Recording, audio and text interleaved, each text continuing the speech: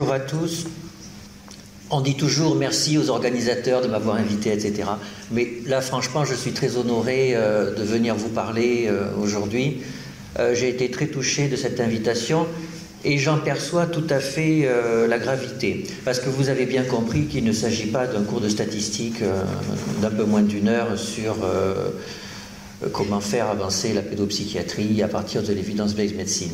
Non, le sujet est un petit peu plus grave. Comme l'a dit Gérard, il y a eu des tensions entre evidence-based medicine et pédopsychiatrie dans les dernières années. Effectivement, en particulier autour du rapport de la HAS sur la prise en charge de l'autisme. Et c'est plus que des tensions, c'est même un réel problème de positionnement d'une spécialité médicale au sein de la société. Et donc l'enjeu valait vraiment la peine, effectivement, de réfléchir autour de ça. Finalement, evidence-based medicine, ça veut dire quoi et comment la pédopsychiatrie peut se situer là-dedans. Alors les conflits d'intérêts. Evidence-based medicine, pédopsychiatrie, comme l'a dit Gérard, je suis professeur de statistique et pédopsychiatre, donc vous imaginez comment c'est compliqué dans ma tête de gérer le quiproquo permanent que ça fait. Je vous laisse juger à la fin de ma présentation. Donc pourtant, à l'origine, ça commençait bien, parce que l'evidence-based medicine, en gros, c'est se servir des données de la science pour faire avancer la clinique. Et après tout, qui pourrait dire quelque chose contre ça? Alors en fait, quand on regarde dans le détail, c'était un petit peu moins sympathique que ça, et je prends une définition donnée dans des articles clés de la littérature américaine. Alors l'evidence-based medicine, c'était quoi? Le développement d'un processus rationnel et implicite de décision médicale dans le but de réduire la part d'intuition et d'expertise clinique informelle et d'augmenter le recours aux plus grandes découvertes scientifiques. Vous voyez qu'il y a des sous-entendus là-dedans, c'est que vous avez d'un côté de la rationalité qui est mis à côté des grandes découvertes scientifiques, et puis de l'autre côté, vous avez l'intuition et l'expertise clinique. Autrement dit, les médecins sont des charlots. Et derrière l'évidence-based medicine, il y a quand même un discours un peu antimédical à l'origine. Alors, et d'ailleurs c'est perçu pas seulement par les pédopsychiatres, quand vous parlez avec des cancérologues, des spécialistes du HIV, etc., puisque mes travaux de recherche ne sont pas que dans le champ de la psychiatrie, on perçoit bien toujours la même chose, une espèce de savoir qui est imposé au médecin qui, lui, est au contact des patients, et on lui dit, vous savez, en fait, il faut faire ça. Et le médecin se dit, mais moi, je vois les patients, eux, ils n'en voient pas, comment ils peuvent me dire qu'il faut faire ça avec mes patients? Alors, quelle est la rationalité derrière cette prise de position? La rationalité, elle est dans le mot evidence-based medicine, c'est-à-dire médecine fondée sur des faits prouvés. La science, ça permet de prouver les choses. Quand les choses sont prouvées, elles sont vraies. Et donc, si vous mélangez science et clinique, vous obtenez la vérité de la thérapeutique, c'est-à-dire la thérapeutique qu'il faut prescrire. Bon, alors, bien entendu, tout ça est un peu dur à avaler pour les médecins. Alors, on a un peu adouci la sauce. C'est-à-dire qu'on a mis les trois cercles de l'évidence-based medicine. Le premier cercle, la science. Le deuxième, l'expertise clinique. Le troisième, la préférence du patient. Mais en réalité, la préférence du patient. Trouvez-moi un texte, il y en a. Mais parmi l'ensemble des textes qui parlent d'évidence-based medicine, où est la préférence du patient? Où est l'expertise clinique? La préférence du patient, c'était pour le politiquement correct. L'expertise clinique, c'était pour les syndicats de médecins. Et il y a bien la science qui reste. Alors, bien sûr, on pourrait dire, voilà, et alors? Effectivement, de toute façon, la science, ça prouve des choses. Et les choses prouvées sont vraies. Donc, quitte à soigner des patients, autant soigner avec les traitements qui marchent vraiment. Le problème, c'est qu'il n'y a qu'en mathématiques qu'une preuve conduit à la vérité. Dans le reste des disciplines scientifiques, ça n'est pas le cas. Quelle est la définition d'une proposition prouvée, enfin d'une preuve? Dans l'encyclopédie Universalis, une proposition est prouvée quand elle est établie par une méthodologie reconnue et qu'elle entraîne une croyance. Et ce n'est pas seulement en français. Vous allez dans la Stanford Encyclopedia of Philosophy, au mot evidence, il y a belief. C'est-à-dire qu'en fait, l'évidence-based medicine ne conduit pas à des traitements vrais, qui sont vraiment efficaces. Ce sont des traitements pour lesquels le niveau de croyance en l'efficacité est le plus élevé. Et pendant longtemps, j'ai pensé que le quiproquo qu'il y avait entre evidence-based medicine et pédopsychiatrie venait de ça. C'est-à-dire d'un côté des scientifiques qui pensent que la preuve c'est la vérité, de l'autre côté des médecins qui voient qu'il n'y a pas de vérité dans le soin de toute façon. Pour un patient donné, comment savoir quel est le vrai médicament qu'il faudra lui donner pour qu'il aille mieux? Ça n'a pas de sens. Donc pendant longtemps j'ai pensé que la tension venait de là, et en fait je ne le pense plus. Bien sûr c'est un problème, c'est un problème, mais le problème est ailleurs. Le problème, il est dans le fait que la science fait deux choses. Un, la science, c'est une méthodologie, effectivement, pour acquérir des connaissances, et cette méthodologie est efficace. Alors on peut discuter. Il y a des épistémologues qui disent que certes, la science ne dit pas le vrai, ça à peu près tout le monde est d'accord, la science est efficace, tout le monde était d'accord, et puis vous savez, avec le réchauffement climatique, etc., il y a des gens qui disent, oui, mais la science va conduire à la destruction de l'humanité, etc., etc. Donc même ça, on peut le discuter, mais enfin, en médecine, quand même, depuis que la médecine a bénéficié des apports de la science, c'est quand même plus sympa de se faire soigner. Donc oui, la méthodologie scientifique a permis d'améliorer les pratiques médicales. En pratique, oui. Mais en parallèle, la science a conduit à des modifications des représentations du patient. Et ces modifications de représentation ne sont pas gratuites. Et c'est elles qui provoquent, au bout du compte, des tensions, avec même des effets indésirables. Et c'est là-dessus que je vous propose de travailler pendant le temps qui nous reste, qui est confortable. Et donc, pour une fois, on peut rentrer dans le détail. Alors, la première science qui vient à l'idée quand on s'intéresse à sciences et médecine, puisqu'évidemment, médecine, c'est le savoir scientifique appliqué à la clinique, on va s'intéresser à la science qui est en interaction avec la clinique. Quelle est la science en interaction avec la clinique? Eh bien, la biologie. Et c'est vrai que la biologie a permis, au XIXe siècle, une révolution en médecine avec Claude Bernard. Et encore une fois, il vaut mieux se faire soigner après Claude Bernard qu'avant, il n'y a aucune ambiguïté là-dessus. Donc, la physiologie, la biologie a été à l'origine d'un succès considérable dans les pratiques médicales. Un succès tel que nos spécialités médicales sont des spécialités d'organes, sont des spécialités de biologistes. Il y a les néphrologues, les dermatologues, les pneumologues, les cardiologues, les neurologues, etc. Nous, normalement, on échappe un peu à ça. On n'est pas les seuls. Hein. Il y a les urgentistes, les anesthésistes, etc. Il y en a quelques-uns et puis les généralistes, naturellement. Alors, je veux dire, les psychiatres, normalement, échappent à ça, puisque les psychiatres, normalement, s'intéressent au sujet en tant que sujet pensant, les maladies mentales. Donc, normalement, nous ne nous cantonnons pas à un seul organe. Sauf que c'est vrai que de nos jours, tout se concentre quand même dans le cerveau, et je vais y revenir. Donc, les spécialités médicales ont été construites sur la base du succès du sujet biologique. Alors, qu'est-ce que ça a eu comme conséquence? Ben, la conséquence que, dans les études de médecine, plus de 50% des cours sont des cours de biologie. Et en plus, tout le monde trouve ça normal. Je me souviens d'une proposition de réforme qu'il y avait eu par le doyen Rey des études médicales dans les années 90, où il avait dit devant la conférence des doyens, finalement les mitochondries, on n'en a rien à faire pour former un médecin, et tout le monde s'était offusqué. Alors qu'en réalité, un médecin généraliste au quotidien n'a absolument rien à faire de la mitochondrie. Et même de façon générale, il a en fait peu à faire de la biologie.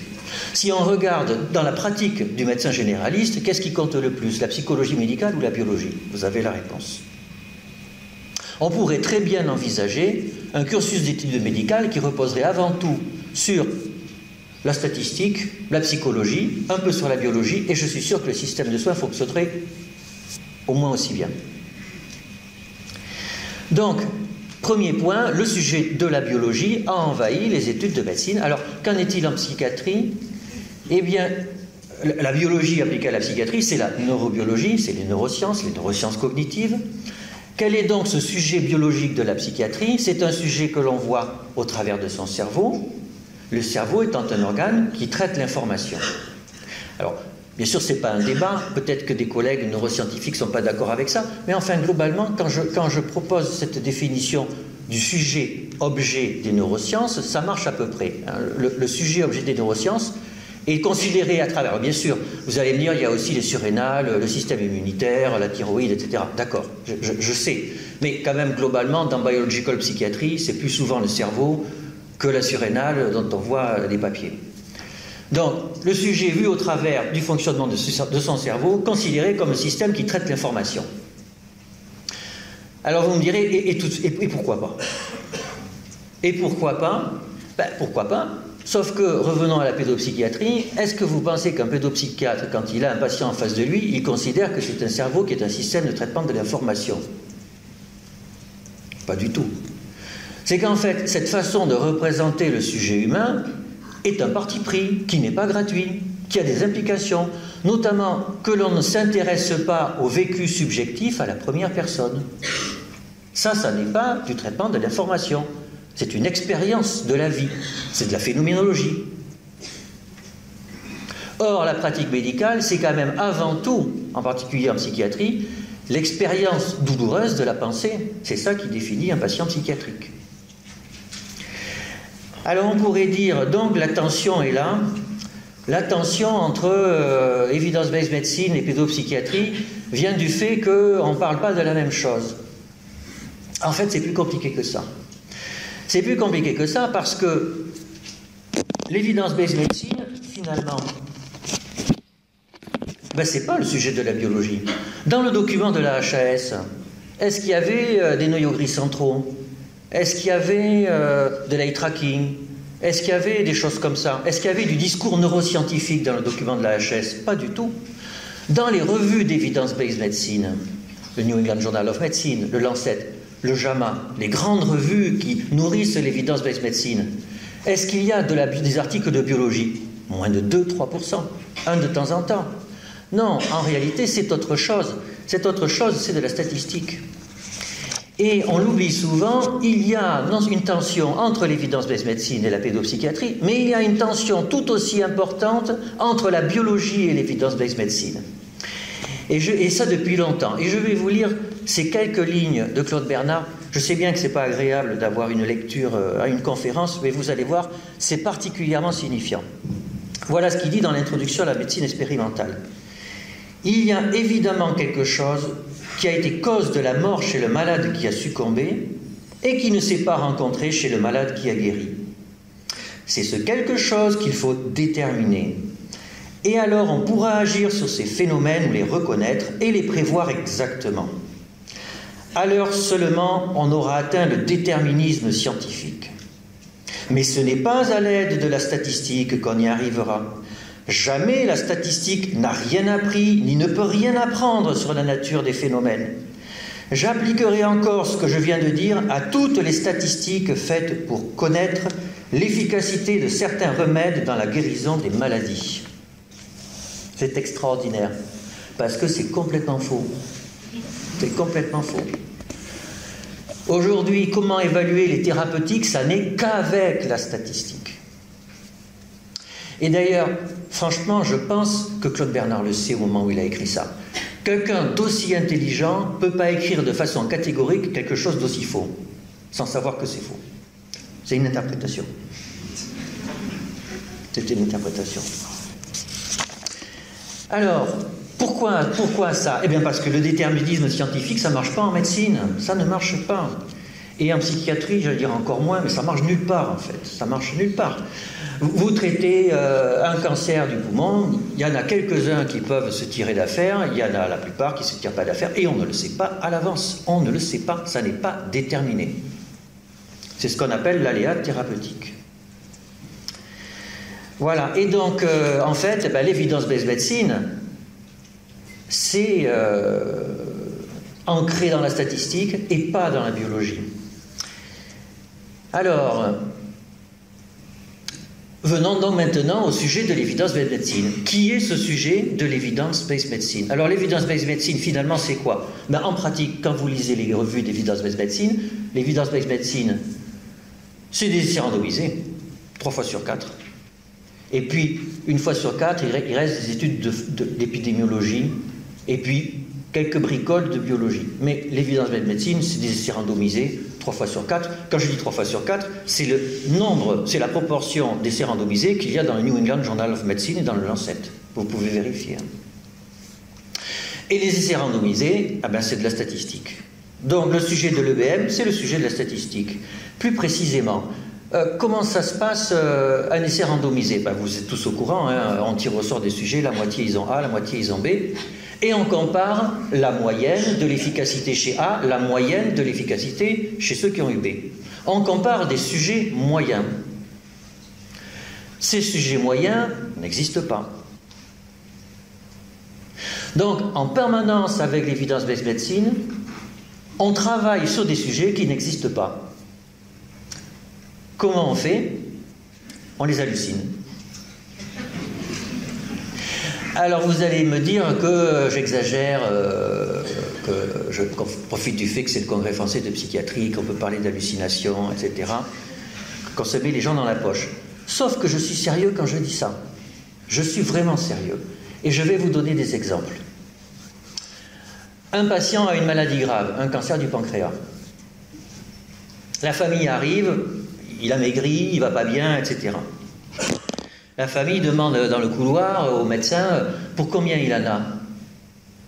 Ben, il en a pour 6 mois. Pourquoi il dit ça? Parce que la médiane de survie dans le cancer du pancréas est de 6 mois. Et donc, il hallucine derrière le patient qu'il a dans la chambre, le patient moyen qui a le cancer du pancréas, et il donne l'espérance de vie du patient moyen qui a le cancer du pancréas. Et il dit à la famille, il en a pour 6 mois.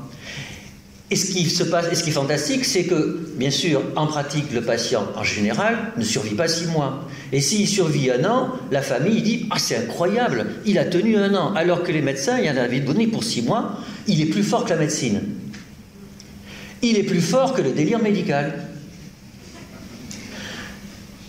Parce qu'effectivement, ce sujet moyen, il a le bon goût d'être le même pour tous les médecins. Donc c'est un véritable délire collectif. Alors, vous me direz, mais si c'est un délire, comment a-t-il pu perdurer? Ben, le premier point, c'est que c'est un délire efficace. C'est-à-dire que oui, le sujet de la statistique, le sujet de l'EBM est une construction délirante. Mais c'est une construction délirante qui a permis de faire avancer la médecine. Parce que sans l'essai randomisé, sans le sujet moyen, eh bien dans le sida ou dans le cancer, on n'aurait pas fait les progrès thérapeutiques que l'on a fait. Alors vous me direz, on ne fait pas du cancer, on ne fait pas du sida, on fait de la pédopsychiatrie. Il y a eu des progrès aussi. Il y en a eu moins, il faut être honnête. Faut être honnête. Dans les 20 dernières années, il n'y a pas eu de progrès thérapeutique majeur en pédopsychiatrie comme il y en a eu en cancérologie ou dans le VIH. Ça n'a absolument rien à voir. Il y a eu des bricoles, c'est un peu mieux, mais ça n'a pas changé grand-chose. Mais c'est une autre histoire, ça viendra, notre tour viendra. Donc, premier point, le délire derrière le BM fonctionne parce que, effectivement, il présente une certaine efficacité.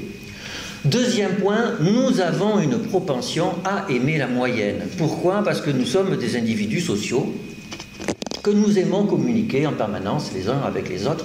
Un philosophe appelait ça la dictature du on. C'est-à-dire, on adore générer des consensus, comme ça il n'y a pas de conflit. Dictature du on. Comme il disait, personne n'est soi-même, tout le monde est autrui. Et donc on converge tous vers la moyenne. Et donc du coup, parler de sujets moyens, eh ben ça ne gêne personne. Dernier point, il y a eu des mécanismes de défense pour soutenir l'evidence-based medicine. Mécanismes de défense violents qui ont consisté en une sacralisation des outils. Vous avez par exemple à la HAS les niveaux de preuve. C'est des espèces de tables de la loi où vous avez au plus bas l'expertise clinique, après vous avez les études de cas, après vous avez les études observationnelles, après vous avez les essais randomisés, etc. Et donc vous avez la pierre philosophale du niveau de preuve, qui est l'essai randomisé, qui est totémisé, hein, c'est-à-dire, vous voyez, je dis du mal des essais randomisés, j'en dis, et quand je dis du mal avec mes collègues méthodologistes des essais randomisés, ils ne sont pas contents, c'est-à-dire il y a une espèce de violation d'un objet sacré, authentiquement. Alors, je vous donne un exemple concret, hein, vous allez voir. Un exemple de sacralisation d'essais randomisés, c'est la seule procédure méthodologique qui permet de garantir un lien de cause à effet entre une thérapeutique et une guérison. Je suis sûr que vous avez déjà entendu cette histoire, on l'enseigne dans les facultés de médecine, je suis même sûr que c'est dans les grilles de correction de l'examen de classement national. L'essai randomisé est la seule méthodologie qui permet de garantir la causalité. Eh bien c'est faux, c'est faux. Quand je vous parlais de délire, c'est-à-dire on est capable d'enseigner des trucs, de les faire passer dans des concours pour former des généralistes alors que ces trucs sont faux. Et je vais vous montrer que c'est faux, naturellement. Alors d'abord, il y avait Anguille sous roche. C'est-à-dire que quand même, quand on dit l'essai randomisé garantit la causalité, alors d'abord on se demande, mais qu'est-ce que la causalité? Or là, dès qu'on se pose la question, même sans taper sur Wikipédia, la causalité, ça va Aristote, Kant, etc., Hume, Auguste Comte, enfin, il y a plein de définitions de la causalité, ils ne sont pas d'accord, tous les philosophes qui parlent de causalité. Donc ça serait quand même bizarre que l'essai randomisé arrive et disent « moi j'ai trouvé la causalité, ça marche ». Et il y a même des papiers qui disent que ce truc-là est un sophisme, le sophisme des essais randomisés. Parce que l'idée, en fait, et d'ailleurs ça a à voir avec le sujet moyen, l'idée derrière la causalité, c'est la position contrafactuelle. C'est-à-dire, on dit, si le médicament a un effet causal, c'est qu'en fait, j'ai le patient, je lui donne le médicament, il guérit. Imaginons, je clone la Terre, je prends exactement le même univers, c'est le même patient. Au lieu de lui donner le médicament, je ne lui donne rien, ou je lui donne un placebo. Si lui, il ne guérit pas, alors c'était à cause du médicament que le premier avait guéri. Vous voyez, contrafactuel. Donc ça paraît assez convaincant dit comme ça. Le problème, c'est que c'est irréfutable expérimentalement. Vous ne pouvez pas cloner un être humain, cloner un univers, une famille, un médecin, etc. C'est pas possible. Donc qu'est-ce qu'on a fait? Eh bien, on tire au sort des gens. On tire au sort des gens, et le sujet moyen du groupe A est effectivement contrafactuel du sujet moyen du groupe B. Sauf qu'il n'existe pas. De là le sophisme.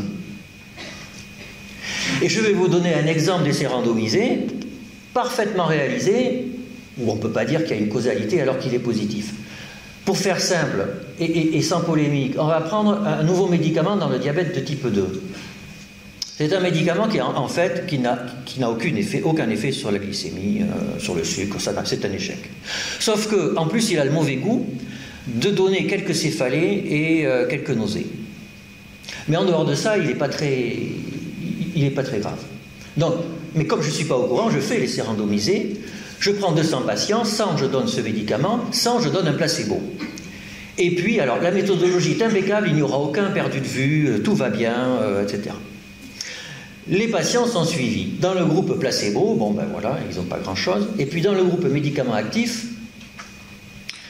ils commencent à avoir des nausées et des céphalées. Donc ils vont voir le médecin généraliste. Et donc le médecin généraliste leur dit « Oh ben vous savez, vous êtes dans un essai, peut-être que vous avez des effets secondaires liés aux médicaments. Hein. Mais puisque vous êtes là, au fait, votre diabète, est-ce que vous faites ce que je vous dis? Est-ce que vous faites du sport? Est-ce que vous faites votre régime, etc. » Et puis 15 jours passent, et puis il y a encore les nausées et les vomissements, et les céphalées. Et donc le patient va revoir son médecin généraliste, qui lui redit la même chose. Et au bout de 3 mois, les gens, il y en aura un certain nombre qui auront écouté le médecin généraliste, ils auront fait du sport, leur glycémie aura baissé. Et donc dans le groupe médicaments actifs, vous aurez une baisse statistiquement significative de la glycémie. Et vous allez dire que c'est à cause du médicament que la glycémie s'est améliorée. Eh bien, figurez-vous que quand je donne cet exemple, vous avez des collègues EBM qui disent « Ah ben oui, c'est à cause du médicament. » Parce que sinon, ils n'auraient pas été voir le médecin généraliste. Donc, mais oui, je vous assure, c'est complètement vrai. Et vous voyez à quel point c'est délirant. C'est-à-dire, on est capable de dire que c'est à cause des effets secondaires du médicament que le patient a guéri. Donc clairement, l'essai randomisé ne garantit pas un lien de causalité entre une thérapeutique et une amélioration. L'essai randomisé fait tout à fait autre chose. L'essai randomisé, c'est la méthodologie la plus efficace pour apporter une réponse convaincante à une question simple. C'est tout. C'est pas plus que ça, mais c'est énorme. La plus efficace pour apporter une réponse convaincante à une question simple. C'est-à-dire quand vous avez une question, est-ce que la molécule A est meilleure que la molécule B? C'est une question simple. Vous voulez être convaincant, or en thérapeutique, il faut toujours être convaincant parce que personne n'a envie de penser que les nouveaux médicaments marchent. Tout le monde a envie de penser que sa routine fonctionne, parce qu'on n'a pas envie de changer de routine. Donc il faut être convaincant et il faut être efficace, sinon ça coûte plus d'argent. Donc c'est pour ça qu'on utilise des essais randomisés et c'est pour ça qu'on a raison. Mais c'est pragmatique, c'est pas de la sacralisation. Alors, que penser de tout ça? Bon, on pourrait dire d'accord,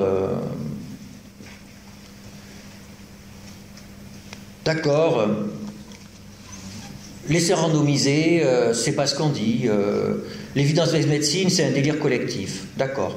Mais finalement, est-ce que c'est grave? Alors, quand même, il y a des effets indésirables, c'est ce que je disais au début. Il y a des effets indésirables, c'est-à-dire que, d'abord, on va avoir des messages qui sont recommandés par la HAS. Alors, je vais prendre un exemple polémique, hein, mais moi qui me titille un petit peu.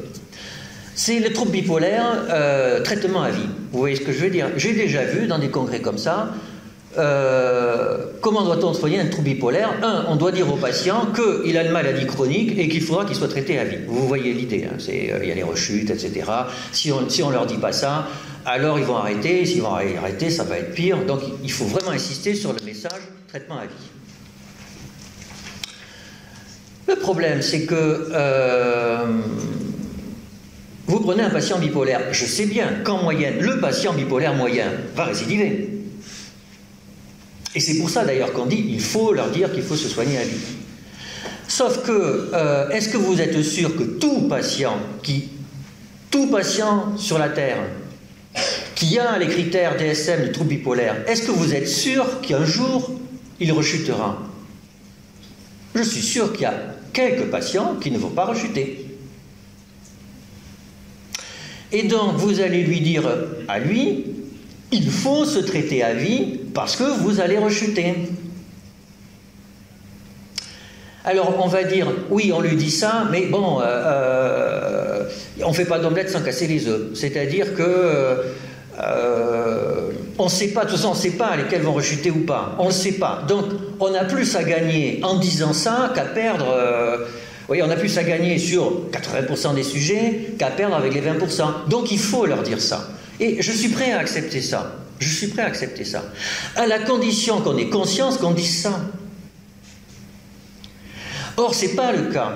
Aujourd'hui, le fait de dire il faut traiter à vie parce qu'ils vont rechuter, on le dit sur le fantasme, sur le délire d'un patient moyen. Le patient bipolaire moyen va rechuter. C'est la réalité. Non, ça n'est pas la réalité. La réalité, c'est que le patient en face de vous, vous ne savez pas s'il va rechuter ou pas. Et que c'est ça qu'il faut avoir en tête. Alors après, vous pouvez vous dire, bon d'accord, mais c'est trop compliqué, je ne peux pas expliquer ça aux gens, donc je vais leur dire, je vais leur raconter des salades. Moi, ça, à la limite, pourquoi pas? Ça ne me gêne pas. Ce qui me gêne, c'est de ne pas se rendre compte qu'on raconte des salades. Premier point. Alors deuxième point, le sujet halluciné, le sujet de l'EBM, a un look un peu spécial. Il a un look un peu spécial, c'est-à-dire comme c'est le sujet de la statistique, d'abord, vous le voyez... Vous voyez un sujet avec un grand angle, puisque la statistique vous permet d'avoir un panorama d'un grand nombre de sujets. Donc vous voyez le sujet avec un grand angle. Et puis en plus, comme la statistique, comme la moyenne, ça réduit le bruit, ben vous le voyez en même temps avec un microscope, à la loupe. C'est un peu comme du cubisme. Le prix à payer, c'est que il est filtré. C'est-à-dire que comme ça enlève le bruit, toutes les aspérités du sujet moyen ont disparu. Bon, à la limite, c'est pas grave. Sauf que, pour la psychiatrie, ça a une conséquence. La conséquence, c'est que le sujet moyen en psychiatrie, il est rationnel. Alors, vous savez tous que nous ne sommes pas rationnels. On fait parfois des trucs complètement délirants, enfin, complètement fous, qui ne sont pas raisonnables, qui nous portent tort. Enfin, voilà, c'est la base de notre métier. Nos patients font ça, nous aussi, et les gens dans la rue, etc. Les êtres humains ne sont pas rationnels. Ils aiment une chose et son contraire, ils adorent quelqu'un et parfois ils l'insultent, enfin voilà, c'est comme ça que nous fonctionnons. Sauf que nous avons chacun notre génie propre d'irrationalité. Et que quand vous le moyennez, eh ben, ce génie propre il disparaît. C'est-à-dire que toute notre irrationalité s'annule quand on prend un sujet moyen, et que le sujet moyen, effectivement, n'est plus irrationnel, il est rationnel. Et donc, quand le médecin est conditionné à travailler avec un sujet qui l'hallucine comme un moyen, il ne voit plus qu'un patient rationnel. Et donc, il est complètement perdu quand il se rend compte que son patient, en réalité, n'est pas rationnel. C'est l'histoire de l'observance. C'est-à-dire, les patients, et ça c'est vrai en psychiatrie aussi, les médecins sont choqués quand ils apprennent que leur patient ne prend pas le traitement. C'est pas logique. C'est pas logique, mais c'est pas logique pour un sujet moyen. En réalité, quand vous allez dans le détail, il ne prend pas son traitement parce que c'est sa femme qui lui donne tous les midis et qu'il n'en a pas envie et qu'il a envie de la faire chier, donc il ne le prend pas. Voilà. C'est des histoires comme ça, d'irrationalité locale, mais qui échappent complètement à la moyenne.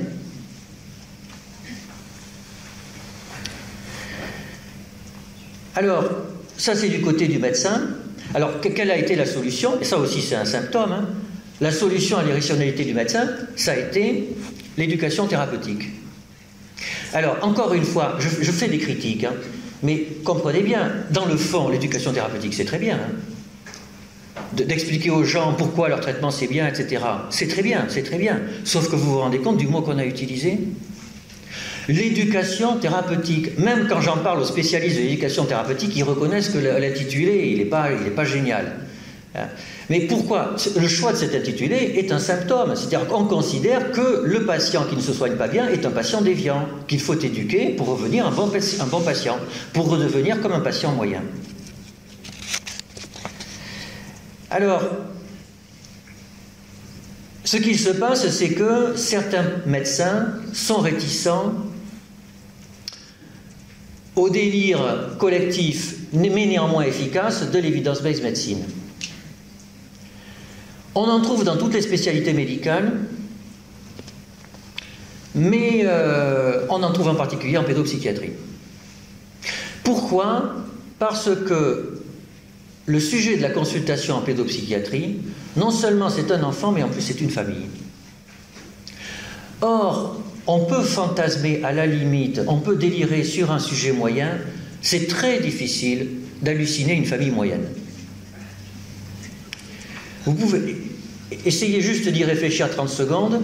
Un sujet moyen, ça apparaît dans la tête. Une famille moyenne, c'est quoi? Une famille moyenne, c'est quoi? Ça n'a aucun sens. Et donc, il y a une violence entre la représentation que le BM propose aux médecins, qui est le sujet moyen, et la représentation que le pédopsychiatre a à chaque fois qu'il fait une consultation, c'est-à-dire une famille. Et le choc de ces représentations crée une tension insupportable.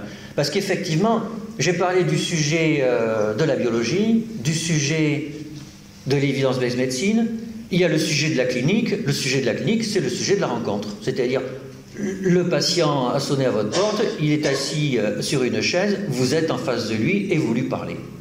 Et on est bien d'accord, ça n'a rien à voir avec un organe de pensée, rien du tout, ça n'a rien à voir fondamentalement avec un sujet moyen, parce qu'il est là avec sa plainte qui est complètement unique. On oublie toujours que les plaintes sont uniques. Et en pédopsychiatrie, eh ben c'est unique à la puissance 4 ou 5 parce que c'est le nombre de personnes qu'il y a dans la salle de consultation. C'est-à-dire que non seulement on a du mal à voir qu'il y a un cerveau, parce qu'en fait, il y en a plusieurs et qui sont en interaction et qui parlent, etc. Et donc on oublie qu'il y a un cerveau, et c'est sûrement pas bien, et je vais y arriver dans ma conclusion, qui arrive bientôt. Alors, oui, donc le sujet, c'est le sujet de la rencontre. Alors, il y a des sciences qui s'intéressent au sujet de la rencontre. C'est les sciences humaines et sociales. Mais vous êtes au courant, dans les archives of neurology, enfin non, on appelle ça JAMA Psychiatrie maintenant, dans l'American Journal of Psychiatry, des articles de sciences humaines et sociales, il n'y en a pas. Il y a quelques vignettes cliniques à la fin, voilà. Mais il n'y a pas d'articles d'anthropologie médicale, d'histoire de la médecine, etc. Et je veux dire, même nos jeunes qui écrivent des papiers, ils font plus ça non plus. Hein. Pourquoi? Parce que ça ne se publie pas dans les revues à grand impact factor, etc. Hein. Le sujet de la rencontre, c'est plus le sujet d'actualité pour avoir une carrière dans notre discipline. C'est comme ça. C'est comme ça. Alors, je conclus. Vous avez le sujet des neurosciences, qui est le sujet de la biologie, qui est construit autour d'un déni de subjectivité. Comme je l'ai dit tout à l'heure, ce déni de subjectivité, c'est le fait que l'objet d'étude, c'est le cerveau du patient, cerveau considéré comme un système de traitement de l'information. Alors encore une fois, je suis critique, mais je suis aussi scientifique. La science a besoin de réduction pour avancer. Pour être efficace, on a besoin de couper à la serpe les représentations, voilà. Donc, je n'en veux pas aux scientifiques qui décident de considérer le cerveau, enfin le sujet psychiatrique comme un cerveau qui traite de l'information. Il a complètement le droit. Le problème, c'est quand cette représentation du sujet imprègne le champ de la clinique. Là, ça n'a rien à voir. On est complètement ailleurs. Et là, ça devient problématique. Pourquoi? Parce que considérer le sujet de la psychiatrie comme ça, c'est un mécanisme de défense. C'est un mécanisme de défense. Alors, lequel il est?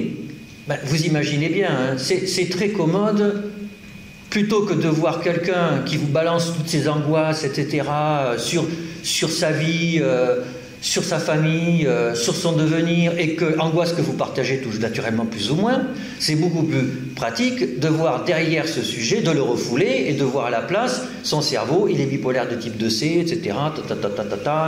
Et donc voilà, clac, clac, clac, quoi. C'est une évidence. Ça a même été étudié chez les médecins généralistes. On a montré comme ça que opérationnaliser le soin, dans des essais en cluster randomisés, opérationnaliser à outrance le soin, en fait, n'était pas efficace sur le devenir des patients, c'était même le contraire. Ça a été sur les mesures de douleur, ça a été fait. Donc, avec une explication de mécanisme de défense. Donc, je vais dire, pour aller vite, que ce déni de subjectivité est un mécanisme de défense contre l'angoisse à penser le dualisme. Alors vous allez dire, qu'est-ce que ça vient faire là? Je pense que c'est ça, c'est-à-dire que vous voyez quelqu'un qui est dans le bain des neurosciences et quelqu'un qui a été formé à la biologie, c'est quelqu'un qui aime les organes. Quelque part, ça le construit, il aime ça, ça l'étaye, ça le rassure. Et il a bien le droit. Il n'y a pas de problème. Il n'y a pas de problème, sauf que quand il rentre chez lui et qu'il se trouve comme sujet pensant avec ses proches, il a du mal à faire les deux bouts. C'est ce qu'on appelle l'expérience du dualisme. Le dualisme expérientiel, au sens de Colette Schiller, que je trouve très bien, c'est-à-dire que moi, un neuroscientifique, je vis les mains dans le cerveau, etc. J'ai des représentations de moi, sujet, qui sont des représentations biologiques, objectives. Et puis, je me retrouve régulièrement, moi, comme sujet pensant, et en fait, c'est pas du tout la même chose, ce qu'on vit. Il y a un dualisme, et c'est insupportable. Et donc, une façon de régler le problème, c'est de refouler le sujet pensant. Le sujet pensant n'existe, est médiéval. Voilà, c'est ça. Le sujet pensant est médiéval. C'est la métaphore du poisson rouge. Hein. C'était un collègue neuroscientifique fameux qui disait, oui, mais il y a le poisson rouge qui est dans le bocal, c'est-à-dire les êtres humains vivent dans leur psychisme et entre eux, ils sont dans un bocal de poisson rouge. Moi, je suis à l'extérieur du bocal de poisson rouge. Seul moi peux vous regarder. Vous êtes à l'intérieur, vous pouvez pas voir comme vous êtes. Vous voyez la décentration qui vient du fait que je vous regarde en tant que cerveau qui traite de l'information. Et naturellement, tout ça permet de... Donc j'ai le vrai point de vue, et donc quand le soir je suis angoissé parce que je suis... Non, en fait tout ça, c'est rien du tout, tout ça en fait, je suis avec des nervures centraux, etc., tout va bien. Alors après, l'évidence-based médecine. Le sujet de l'évidence-based médecine, c'est un sujet moyen qui est halluciné. Bon, c'est pas un refoulement, c'est un autre mécanisme. C'est efficace aussi. C'est efficace aussi. Et puis, vous avez le sujet de la pédopsychiatrie, le sujet de la rencontre, avec là aussi un mécanisme de défense, qui est le déni d'organicité, et qui, de mon point de vue, est aussi un mécanisme de défense contre l'angoisse de penser le dualisme. Et je vois ça régulièrement chez certains collègues. Le fait d'être en permanence dans la rencontre avec autrui, en consultation, le fait d'être en permanence avec le sujet pensant, eh ben, on a aussi du mal à vivre le fait qu'on a un corps. Et qu'il a un corps lui aussi. C'est difficile de penser les deux. Eh bien, on refoule le corps ce coup-ci. Et ça explique pourquoi, moi en particulier, je me surprends parfois à ne pas demander un examen complémentaire, alors que là, pour une fois, il faudrait en demander un. Parce qu'il faut reconnaître qu'en pédopsychiatrie, les examens complémentaires somatiques, c'est quand même pas si fréquent que ça. Mais parfois, ça serait bien de le faire. Et parfois, je sens une résistance. Ça fait chier. Pourquoi ça fait chier? Parce que c'est pas le même plan. Je suis avec la famille, le patient, et de penser tout d'un coup qu'il peut être épileptique, etc., c'est égo-dystonique. Et donc, finalement, donc on a 3 sujets. Le sujet de la biologie, le sujet de l'évidence-médecine, le sujet de la rencontre. Et que les 3, eh ben, c'est mal parti parce qu'ils ne sont pas faits pour coïncider. Parce qu'ils obéissent à des mécanismes de défense extrêmement violents. Vous avez le choix entre 2 modalités de refoulement, une modalité hallucinatoire. Alors, comment s'en sortir? Bon, comment s'en sortir en pratique pour la pédopsychiatrie? Je crois qu'elle n'a pas le choix parce qu'elle n'est pas en position de force. Donc, ça va être à la pédopsychiatrie de faire le premier pas. Il va falloir que les pédopsychiatres regardent le sujet biologique. Le regardent comme un refoulement, il l'est. Mais en plus, comme je vous le disais, on a intérêt à avoir aussi que nos patients ont un cerveau.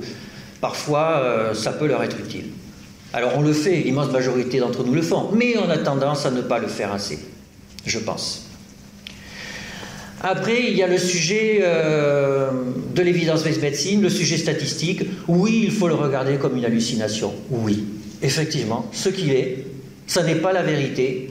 Mais néanmoins, c'est des hallucinations efficaces. C'est-à-dire qu'il faut lire cette littérature parce qu'elle permet de comparer sur des sujets moyens des prises en charge. Ça ne veut rien dire puisque tout ça est complètement en dehors de la réalité quelque part, mais ça fonctionne quand même globalement. Ça a fonctionné dans les autres disciplines et dans la nôtre, ça fonctionnera un peu aussi à la condition d'être prudent dans l'interprétation des résultats. Et je suis sûr que les collègues ont cette prudence. Alors en plus, on a vraiment besoin de le faire parce que ça a une importance sociétale. On a à montrer que l'on est ouvert à l'évidence-based médecine. Si on ne le montre pas, si on montre que l'on n'est pas d'accord pour participer à ce délire collectif, alors ça va nous retomber dessus. Alors vous me direz, c'est pas bien, alors c'est à nous à faire tous les premiers pas, et les autres, qu'est-ce qu'ils vont faire? D'abord, c'est comme ça, et puis en plus, franchement, je pense que ça va changer bientôt. On sent une lame de fond de retour du sujet. Vous voyez, on le sent, et ça vient d'ailleurs par des endroits qui n'étaient pas prévus, par la génomique. Vous avez ce qu'on appelle la médecine personnalisée. Ça fait plaisir à la pédopsychiatrie, de la médecine personnalisée. La médecine personnalisée, ça vient de la génomique, c'est-à-dire du sujet de la biologie. On se rend compte que le sujet de la biologie est tellement compliqué qu'en fait, tout devient unique, quoi, hein. Et que même l'évidence-based médecine, du coup, est très embêtée parce qu'on ne sait plus comment on va faire d'essais randomisés avec la médecine personnalisée. Je vous promets, il y a des colloques entiers sur ce sujet. Comment la statistique, comment fabriquer un sujet moyen avec de la médecine personnalisée? Et ce n'est pas du tout une question de pédopsychiatrie, c'est une question de génomique. Mais naturellement, qu'est-ce qui fait que c'est un sujet qui devient d'actualité? C'est que derrière médecine personnalisée, le mot était un super mot de marketing, il y a le fait que tout le monde a envie qu'il y ait un retour du sujet dans la médecine. C'est pour ça que le concept marche à fond. Donc je suis intimement persuadé qu'il va y avoir un retour du sujet pensant. Il faut attendre 5 à 10 ans. Je vous remercie pour votre attention.